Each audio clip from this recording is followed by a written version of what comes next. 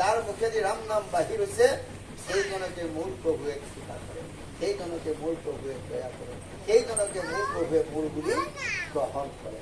এইটো ভাগৱতৰ সিদ্ধান্ত, গীতাৰ সিদ্ধান্ত, কীৰ্তনৰ সিদ্ধান্ত, গুণমালাৰ সিদ্ধান্ত, ঘোষাৰ সিদ্ধান্ত, ভক্তি প্ৰদীপৰ সিদ্ধান্ত, ভক্তি ৰত্নাকৰৰ সিদ্ধান্ত, ৰত্নাৱলীৰ সিদ্ধান্ত। পঢ়িব, এই শাস্ত্ৰখিনি পঢ়িব। কোনখন শাস্ত্ৰতে লিখা আছে? যিসকল আই মাতৃয়ে ৰজত চলা হয় তেওঁলোকে আৰু ভাগৱত পঢ়িবও নাপায়, মানে হৰি কথা পঢ়িব। কোনখন শাস্ত্ৰত লিখা আছে? 14 শাস্ত্ৰ, 18 পুৰাণ, 4 বেদৰ পৰা এখন শাস্ত্ৰত দেখুৱাই দিয়ক। গুৰু শংকৰ আৰু মাধৱে লিখা শাস্ত্ৰ হ'ব লাগে। অন্য ঋষি মুনিয়ে লিখা শাস্ত্ৰ শাস্ত্ৰ বুলি গণ্য কৰা নাই।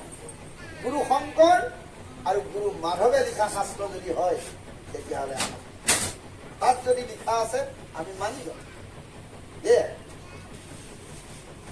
গতিকে আপোনালোকলৈ অনুৰোধ, চবকে বাধা দিব, ৰাম নাম গাঁওতা সকলক বাধা কেতিয়াও নিদিব। মোৰ প্ৰভুৱে অত্যন্ত দেখুৱাই, ময়ে চজিছো, ময়ে পালিছো, ময়ে নাশ কৰিছো, আকৌ মোৰ নামটো গাবলৈ এইজনক বাধা কৰিছে। ঈশ্বৰে খুব এইটো কাম কেতিয়াও নকৰিব। এইটো টানি অনুৰোধ। ৰাম সমস্ত ধৰ্মৰ ৰাজা মাধৱ নাম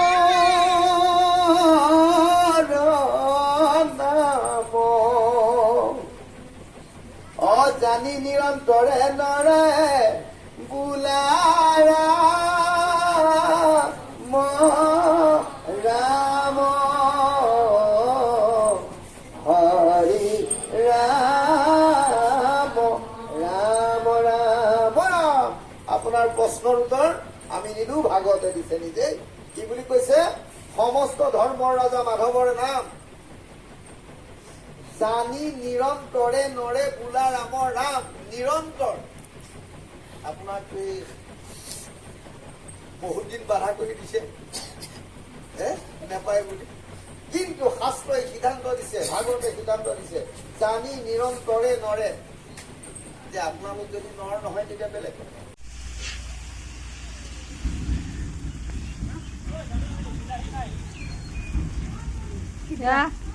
দাদুল আহি আমাৰ ৰাতিপুৱা পালেহি। এতিয়া মানে খাদ্য তৈয়াৰ কৰি আছে। হাঁহ মাৰিলে, কৈছো আৰু হাঁহ মাৰিলে, তাৰপিছতে কোমোৰা কাটিলে, ঘৰৰ কোমোৰা। এয়া ঘৰৰ কোমোৰা, ঘৰৰ হাঁহ ঘৰতে পোহা তেল দেখিছে না হাঁহ। এইটো বুবু তিনিচুকীয়া। তাৰপিছত আৰু এয়া হ'ল হাঁহ, এয়া ব্ৰইলাৰ ন, এইটো মানে চিকেন। তাৰপিছতে এয়া এইটো আমাৰ আচল কাৰিকৰ নহয়, সি মানে লৰাইহে দিছে আৰু। এয়া নাইট চুপাৰত আহি পালেহি কাৰিকৰ। আজি এমাহৰ আগতে বুক কৰি থৈছিলে, তাৰপিছত এয়া পাইছেহি আৰু। এতিয়া এয়া এটাই কাটিছে, এটাই বনাইছে। এতিয়া এয়া হাঁহৰ হেৰি মানে লোভ লগালে, এতিয়া কেনেকেনো যাওঁ, যাবলৈ ৰেডি হৈছিলোঁ। এয়া গা পা ধুই কাপোৰযোৰ পিন্ধিবলৈ বাকী আছিলে। তাৰপিছত এতিয়া সেই লোভটো লগালে যে কোমোৰা হাঁহে খাইহে যাম আজি আৰু। তাকে এয়া প্ৰস্তুতি চলি আছে। এয়া হৈছে মাছ ফ্ৰাই। তাৰপিছত আকৌ কণী হৈছে, আকৌ কণীও হেনো আনিবহে। মাটিমাহে আকৌ ঔটেঙা, সেইটো খোলা ভৰভৰকৈ মাটিমাহে কচুৱে ঔটেঙাই, মাটিমাহে কচুৱে ঔটেঙাই আলু দিলেহে ভাল লাগিব। এয়া কচু, এয়া কচুৱে মাটি দালি হ'ব, ইয়াত ঔটেঙা হ'ব। তাৰপিছতে ইয়াত আলু নিদিয়ে নেকি? আলু ফ্ৰাই কৰি দিছোঁ। অঁ, আলু ফ্ৰাইকৈ থোৱা হৈছে। সেইটো ব্ৰইলাৰ। আজি মানে খাদ্যটো কালি বাৰ্থডে আছিল যদি মানে ভাগৱত পাঠ যে, ভাগৱত পাঠৰ কাৰণে মানে এই নিৰামিষ খোৱা হ'ল। তাৰপিছতে আজিহে আচল বাৰ্থডেটো হৈছে আৰু। কেকটো কালিয়ে কটা হ'ল আৰু। আজি এয়া হাঁহ কাটি হৈ গৈছে, ব্ৰইলাৰ বনাই হ'লে আকৌ হাঁহৰ হ'ব।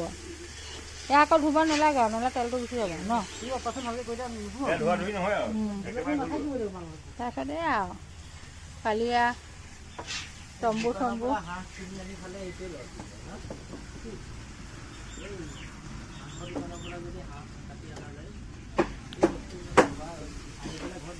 মোকতো চিনি পাইছে চাগে ন মোকতো চিনি পাইছে ৰাইজে আৰু মানুহজন দেখাছে